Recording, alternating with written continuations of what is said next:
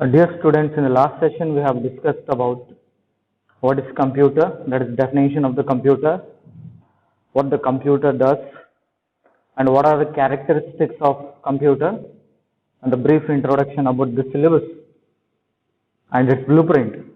In today's class, we will be having a look on the components of the computer hardware. So as you know, computer is an electronic device which accepts the data, processes the data, and gives us the output or meaningful information.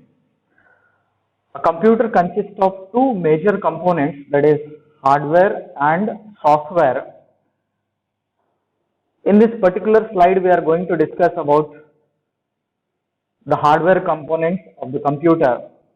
The computer system hardware comprises of three main components.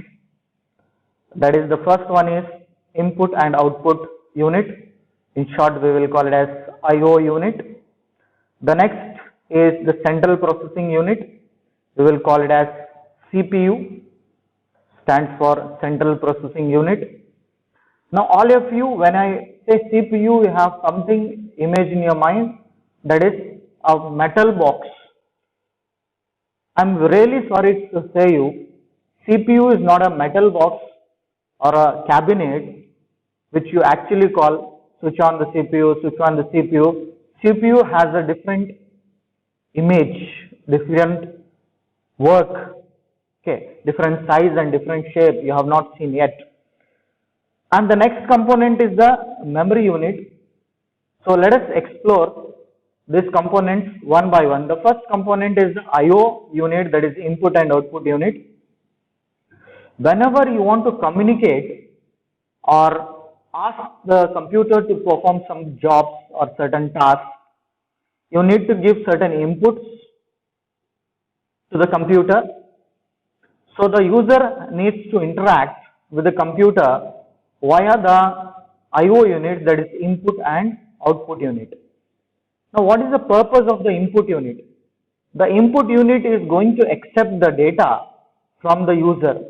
So whatever he wants to enter, for example, he wants to do certain calculation or addition of two numbers, then user has to enter two numbers through keyboard or any other input device. So user will be interacting or having the interaction with the keyboard. The keyboard in turn will communicate with the CPU and provides the information.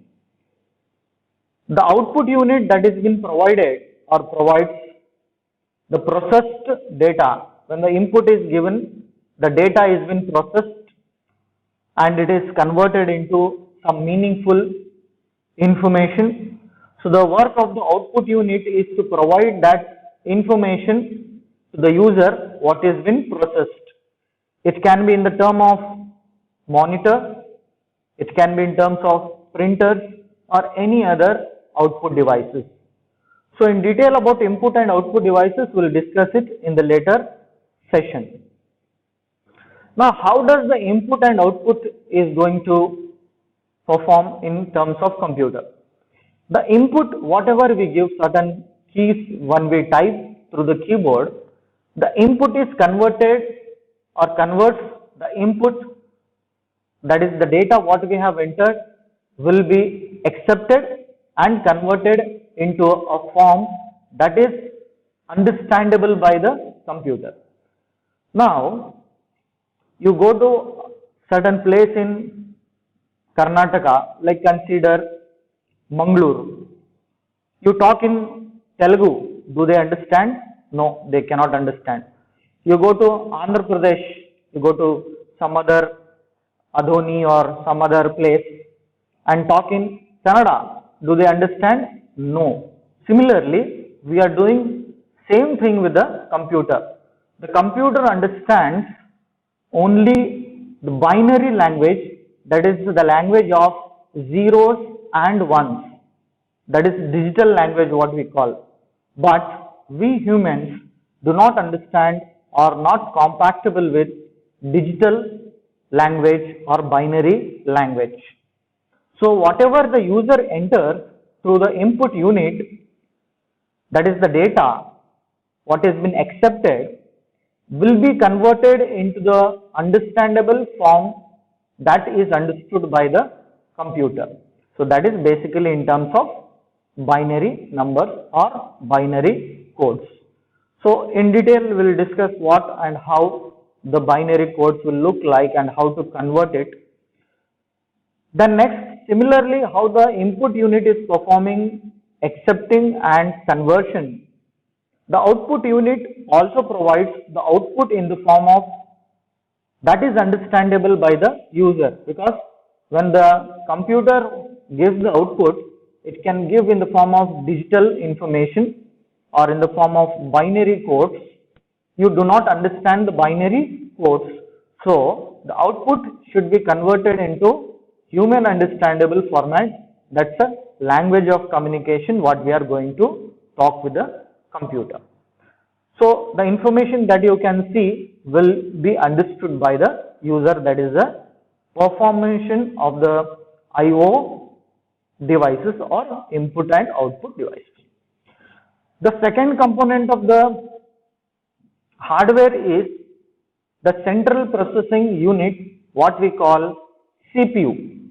As you can see in the diagram, the CPU consists of a pathway or a map or a road through which the communication has to take place from one end to the another end, or it performs certain type of operations that are responsible for calculations or logical decision making. So the CPU work is to control, coordinate and supervise the operations of the computer. What it does, it controls the operations that are going into the computer, coordinates the data transmission or communication between one component and the other component. What do you mean by component? A component is a unit, like we can consider input and output devices, both are components. Like we can say it coordinates between input and the output devices. Supervises. So for example, I enter the data has to move to which place, where it has to go. It decides the pathway, okay, so where it has to move, and the operations that are performed on the different areas will be supervised by the central processing unit. What are the three major work of the CPU? It's going to control, coordinate and supervise different operations that are performed on a computer. Now apart from that, it is also responsible for processing of input data. Whenever user enters some input, that is been processed by the CPU. So CPU is basically the processing unit, what you can see. So the input what has been processed should be processed in different areas of the central processing unit. The CPU consists of two major components, that is arithmetic logic unit, we will call it as ALU. The next one is the control unit, that is CU. Now what is the work of the arithmetical and logic unit, control unit, and there is other units that are responsible for processing, but the major work is been done by the arithmetical and logic unit and the control unit of the CPU. Diving into the diagram of the central processing unit. The central processing unit consists of ALU, CU. Sir, what is this diagram? Like when you go to home, the home consists of different rooms, isn't it? It consists of bedroom, it consists of hall, it consists of master bedroom, kitchen, okay, living area or yoga area or free space where you can park your vehicle. So all this is the structure of the central processing unit. This particular square box that you can see is the area where the CPU components are lying. The arithmetical and logic unit, the control unit, and also it consists of the next component that is called as the memory unit. The memory unit consists of ROM, RAM and cache memory. We will talk about the memory unit in the later slides. So when certain inputs are being given by the user, those inputs will move first to the ALU with the help of control unit. Now what is the work of the control unit? It is going to coordinate the data transmission between different components. Now when the input is connected to the central processing unit, the CU, that is control unit, will guide where the data has to move. The data has to move to which particular area. Then when arithmetical and logic unit performs certain operations, the intermediate results, okay, like I am performing addition, then I am performing subtraction, then addition intermediate result should be stored under the memory. So the CU will coordinate between the memory unit and the ALU, that is arithmetic and logic unit, and then after all the computations are being performed, either the data is stored permanently into the storage device or it will be moved to the output device as the information which is understood by the user. So there are much in detail we need to talk about the central processing unit. Okay, we have not spoken about the memory unit, ROM, RAM and cache memory and storage devices also, which we will be discussing again in the upcoming slides. Now what is the work or what is the job of ALU? Now ALU, as you know, it stands for the arithmetic logic unit. It is going to perform all the arithmetic and logic operations on the input device or the input data what has been given by the input device. So what is the arithmetic and logic operations that the ALU can perform? Arithmetic operations, that you know, addition, subtraction, multiplication, division, all these are the arithmetical operations. Apart from that, it has certain things called as modulus operator, which we will be discussing in the introduction to C++, and logical operations such like whether the number is greater than, equal to, lesser than, or lesser than equal to, not equal to, okay, different types of logical operations, comparisons, everything will be done in the logical part of the ALU. So it consists of two things, one is arithmetic, another is logical operations on the input data. The next is the CU, that is control unit. The work of the control unit is it controls the overall operations of the computer. That is, for example, let us take home. When you go home, who is the superior in your home? Yes, of course, mother. Okay, for me, my superior is my wife. When I go home, she takes care of everything. Okay, right? So there is something called master who controls overall on the operations of home or operations of something. Similarly, over here also, when I move to the information which is communicated between one area or one component to the another component, the overall comparisons or overall passing or communication needs to be moved through the control unit itself. That is, what it does is, it checks the sequence of execution of instructions. What do you mean by sequence of execution of instructions? Now, when you are reading table, like consider 2 ones are 2 table. Now, how do you read it? 2 ones are 2, 2 twos are 4, 2 threes are 6, 2 fours are 8. Okay, what comes after 2 ones are 2? It comes 2 twos are 4. Now, this is sequence of instructions that I need to read. Now, if I misread it, like I can call 2 ones are 2, 2 fours are 6. No, I cannot call it. It is not executed. It is not interpreted. It is not correctly instructed. Okay, so that is instructions, sequence of instructions, how it has to take place. And it also does the controlling and coordination of overall functioning of different units of computer. Input unit, output unit, memory unit, everything is been controlled by the CU, that is called as control unit. What is control? The transmission of data or the instructions that are executed, everything will be controlled by the CU, that is control unit. Additionally, as we have seen in the diagram, the CPU also has a set of registers that we call it as memory actually for the temporary storage of the data or instructions or addresses or intermediate results of calculations. Okay, that we have seen in the diagram. The memory unit consists of ROM, RAM and the cache memory or the secondary storage devices. So these consist of registers that is used for storing the data temporarily or the instructions that need to be executed or the addresses where the values are being stored onto the memory and intermediate results of some calculations, everything will be stored in the memory unit.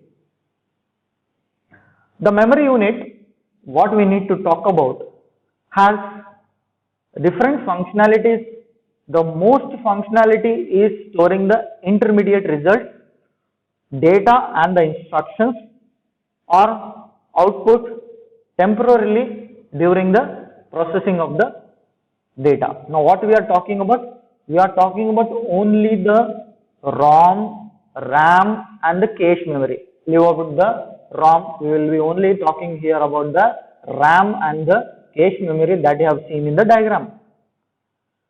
So what this RAM and RAM and cache memory will do? This will store the data, instructions or intermediate results or the output that needs to go onto the output device temporarily during the processing of the data. So during processing cycles there are some results or instructions that need to be executed. Everything will be stored under this memory unit. The next point is, this memory is also called as the main memory or primary memory of the computer. Sir, what is this main and what is this primary you are talking about? Now those who have already studied this concept in the primary and high school, they know what do you mean by main memory, what is mean by primary memory. Now we will talk about the main memory or the memory hierarchy. The hierarchy of memory consists of the primary memory and the secondary memory. The primary memory, also called as the main memory of the computer, consists of RAM that you can see in the diagram, ROM that we will show you later. The secondary memory consists of hard disk, internal hard disk, external hard disk, floppy disk, CD-ROMs, DVDs, etc. Nowadays you get the Blu-ray DVDs. We will see this in the memory concept in the chapter number 2, input, output and memory devices. Now this is the RAM, a kind of a memory just like your pen drive but bigger than the pen drive. The pen drive consists of only this much portion that you can see, but this consists of different areas. It can come in different size, 2 GB of RAM, 4 GB of RAM, 8 GB of RAM, 16 GB of RAM, etc. So this RAM is the main memory of the computer where all the intermediate results or all the information that need to be processed or passed to the CPU will be stored. So this is how the primary memory will help the intermediate results or the information to be stored. In detail about the primary memory, we will be talking in chapter number 2. So this is the different kinds of memory. So when I come across, this is the overview of the board that is there, and this is the CPU, that is the central processing unit that you are seeing now. Okay, this is the central processing unit that you are seeing now. So that much it is. It like can be a size of 4 to 8 SIM cards. Okay, fixed. So that is the entire computational engine. So whenever you talk about CPU, this is the CPU. CPU is not the cabinet which is made up of some steel or iron. Okay, it is the chip that provides the entire computational engine. And what is this board? This board we will call it as motherboard. Okay, so the motherboard is going to connect different components of the computer. RAM will fit into it. Okay, hard disk is connected to it. CPU is also connected to it. Okay, so this is the motherboard. Detail about the motherboard we will be studying in second PUC in the chapter number 1, typical configuration of computer system. Moving to the what is the use of the main memory or the primary memory. The next point is the input data that is to be processed is brought into the main memory before. So it is brought into the main memory before it is processed. Now where it is present, from where it is been bought? It will be present in the hard drive. What do you mean by hard drive? It is hard disk. Okay, it will be present in the hard disk which is there in the cabinet of the CPU. So this hard drive consists of programs or the instructions or the programs that you write in your library or laboratory experiments will be stored here. That will be taken one after another into the intermediate memory that is called as RAM. The RAM will store the instructions. These instructions will be moved one after another to the CPU, that is central processing unit, where every operation is being performed, like arithmetical and logical unit will perform arithmetic and logical operations. The results will be processed or the data will be processed and the result will be generated, and it can be stored permanently into the hard drive. So that is the job of the data, that is data which is inputted goes here, then goes to the RAM. So RAM is very much important. So every instructions need to be passed to the CPU, either need to be stored under the RAM or into the cache of the computer. So that is what the memory unit is going to perform. The instructions that are required for the processing of the data and any intermediate results are also stored in the main memory. Okay, so that is the very much important task of the main memory. The instructions or the intermediate results after calculation, everything will be stored under the main memory only. So after everything is done, then it will be passed from the CPU to the permanent storage device, that is hard drive, or it can be given as the output to the output unit. So that's how the memory unit will perform. The output is stored in the main memory before it is being transmitted to the output devices that you have seen. The next is another kind of storage unit is also referred as secondary memory of the computer, that we have seen in the diagram. The memory consists of the primary memory or the main memory, and the secondary memory is another kind of memory that we have.